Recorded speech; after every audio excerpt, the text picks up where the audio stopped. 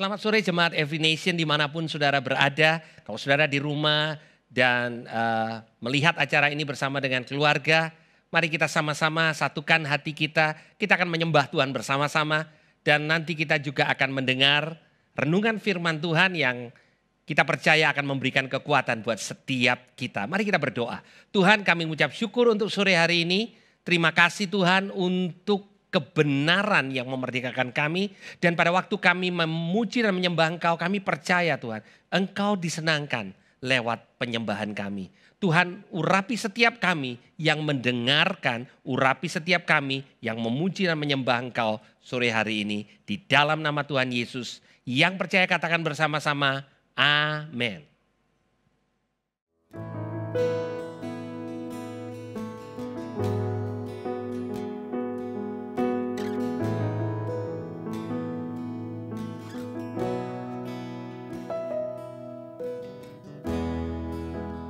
Dekat padamu itu rinduku,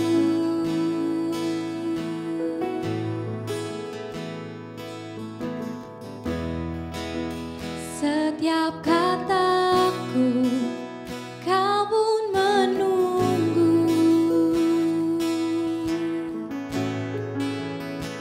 Tak kusangka ku temukan satu kasih yang abadi. Kini ku datang dan ku bawa hidupku,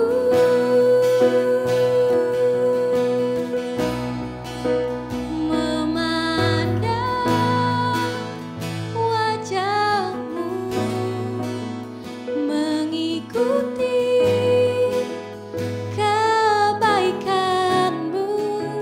mengejar hadirmu di dalam hidupku,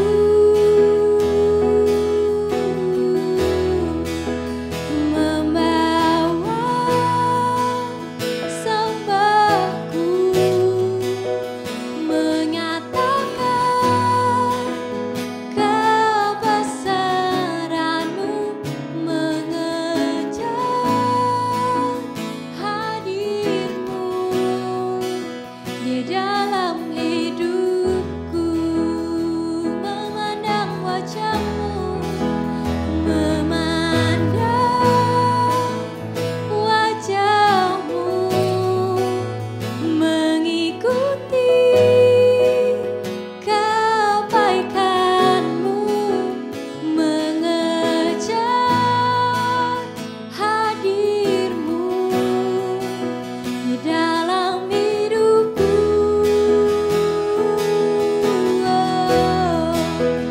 membawa sembahku, menyatakan kebesaranmu, mengejar hadirmu di dalam hidupku, mengejar hadirmu di dalam hidupku.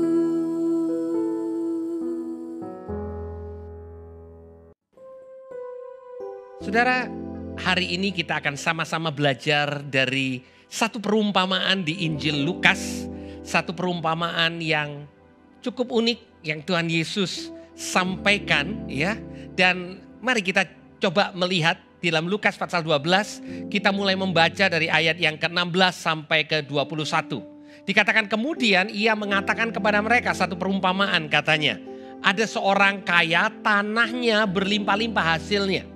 Ia bertanya dalam hatinya, apa yang harus aku perbuat? Sebab aku tidak mempunyai tempat di mana aku dapat menyimpan hasil tanahku. Lalu katanya, inilah yang akan aku perbuat. Aku akan merombak lumbung-lumbungku, aku akan mendirikan yang lebih besar. Aku akan menyimpan di dalamnya segala gandum dan barang-barangku. Sesudah itu aku akan berkata kepada jiwaku, hei jiwaku, ada padamu banyak barang tertimbun untuk bertahun-tahun lamanya. Beristirahatlah, makan dan minumlah dan bersenang-senanglah. Tetapi firman Allah kepadanya, hai engkau orang bodoh, pada malam ini juga jiwamu akan diambil daripadamu.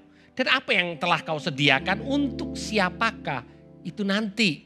Demikianlah jadi dengan orang yang mengumpulkan harta bagi dirinya sendiri jikalau ia tidak kaya di hadapan Allah. Saudara, hari-hari ini kita melihat banyak orang menjadi panik. Banyak orang kehilangan pegangan. Nah, perumpamaan ini Tuhan Yesus ceritakan ya untuk menggambarkan orang yang bukan sekedar kaya, tidak ada masalah dengan kaya, saudara. Abraham kaya, Ishak kaya, Yakub kaya, Daud kaya, banyak orang-orang di Alkitab diberkati dengan kekayaan yang melimpah. Oke, jadi masalahnya Tuhan Yesus bukan anti kekayaan, tetapi Tuhan Yesus anti kita menggantungkan diri kita kepada kekayaan kita. Dan hari ini bahkan kita berpikir kalau kita bisa menggantungkan diri kepada kekayaan kita, kita disebut orang yang berhikmat. Karena kita menumpuk, mengumpulkan dengan baik dan merasa aman karena apa yang kita kumpulkan. Tuhan Yesus mengatakan ada orang yang kaya dan ia bertanya di dalam hatinya. Bukankah itu yang juga seringkali kita lakukan? Kita bertanya kepada diri kita sendiri. Apa yang membuat saya merasa aman? Kemudian kesimpulannya dia mengatakan kalau saya mau aman maka saya harus memperbesar kapasitas saya untuk menyimpan. Memperbesar lumbung saya. Dia sudah punya lumbung, dia sudah punya kekayaan tapi dia merasa bahwa kalau dia mau merasa aman maka dia harus menyimpan lebih banyak. Itu prinsip yang dia katakan, ya. Itu prinsip yang dia percaya. Orang ini pertama dia merasa berhikmat karena dia bisa memberikan rasa aman kepada dirinya dengan apa yang dia lakukan. Oke. Kemudian Tuhan Yesus melanjutkan perumpamaan dengan mengatakan bahwa orang itu sesungguhnya adalah orang bodoh, ya. Orang kaya yang berhikmat ini menurut Tuhan Yesus di ayat yang ke-20 dikatakan, tapi firman Allah kepadanya, hai engkau orang bodoh, pada malam ini juga jiwamu akan diambil daripadamu. Jadi yang pertama saudara, dari perumpamaan itu kita belajar, banyak orang yang berhikmat menurut dunia tapi bodoh di hadapan Tuhan. Yang kedua, banyak orang yang merasa aman karena apa yang dia lakukan ternyata tidak bisa membeli rasa amannya. Karena Tuhan mau kita menaruh rasa aman kita kepada Dia sendiri. Tidak, kembali saudara, tidak salah untuk punya persiapan, tapi menggantungkan rasa aman kita dengan seberapa banyak yang kita sudah siapkan, menjadikan fokus kita tidak kepada Tuhan tetapi kepada apa yang kita persiapkan. Saudara, ada orang yang karena tiba-tiba apa yang dia persiapkan tidak lagi bisa mencukupi, tidak bisa lagi memenuhi kebutuhannya. Apa yang dia sudah rancangkan tiba-tiba keluar dari rencananya, maka dia menjadi stres. Karena sesungguhnya selama ini sekalipun dia orang percaya, dia menggantungkan bukan kepada Tuhan tetapi kepada persiapannya. Ayat 21 mengatakan demikian jadinya orang yang mengumpulkan harta bagi dirinya sendiri jikalau ia tidak kaya di hadapan Tuhan. Nah saudara, jadi berarti saudara bisa kaya di hadapan manusia dan miskin di hadapan Tuhan. Orang ini adalah tipe orang yang kaya di hadapan manusia tapi miskin di hadapan Tuhan. Tetapi Tuhan mengatakan, hei, kalau engkau mau menjadi kaya di hadapan Tuhan, maka bukan jangan mengumpulkan harta. Perhatikan baik-baik, jangan mengumpulkan harta bagi dirimu sendiri. Saudara, melalui peristiwa COVID-19, mari kita sama-sama belajar. Belajar untuk berbagi, belajar untuk jadi kaya di hadapan Tuhan. Belajar untuk berhikmat di dalam Tuhan, bukan belajar untuk berhikmat di hadapan manusia. Karena lewat apa yang terjadi, Tuhan menunjukkan bahwa hikmat manusia itu begitu dangkal. Bahkan untuk perumpamaan ini Tuhan Yesus mengatakan, hai engkau orang bodoh. Saudara, banyak di antara kita menjadi tersinggung kalau kita dianggap bodoh, saudara. Dan bayangkan orang ini adalah orang yang hebat karena orang ini berhasil membangun dengan luar biasa. Tapi di hadapan Tuhan ternyata dia orang bodoh, saudara. Saya berharap pada waktu kita berhadapan dengan Tuhan nanti satu kali, Tuhan tidak mengatakan kepada kita betapa bodohnya engkau. Dan kita berkata, Pak, begitu terkaget karena kita berpikir kita adalah orang yang berhikmat. Karena kita mengumpulkan banyak, membangun banyak, berprestasi banyak, tetap kita menjadi bodoh. Dan yang terakhir, saudara, rasa aman. Orang ini membangun rasa amannya dengan apa yang dia hasilkan.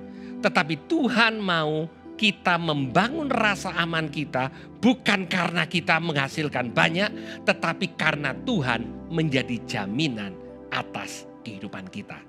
Jadi akhirnya, saudara, mari kita kembali renungkan kehidupan kita.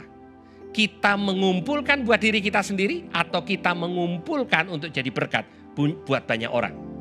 Itu yang membuat kita kaya di hadapan Tuhan atau kita hanya kaya di hadapan manusia.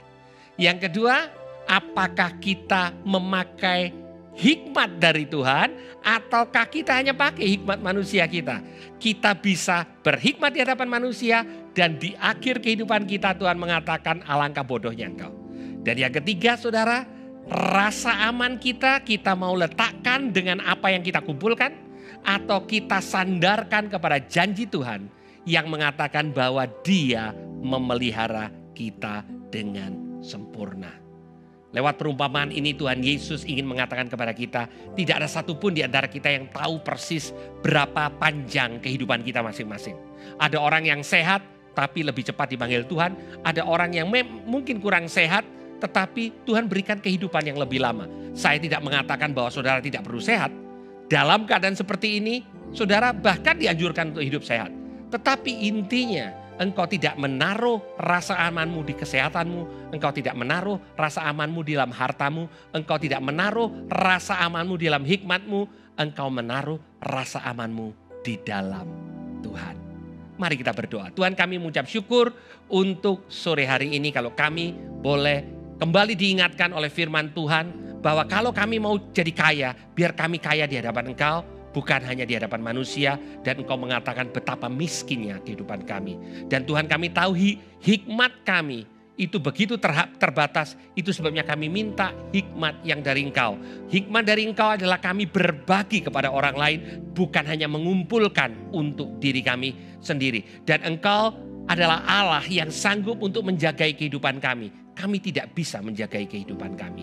Terima kasih Tuhan untuk kebenaran yang memerdekakan ini. Di dalam nama Tuhan Yesus. Yang percaya katakan bersama-sama, amin. Tuhan Yesus memberkati kita semua. Selamat sore.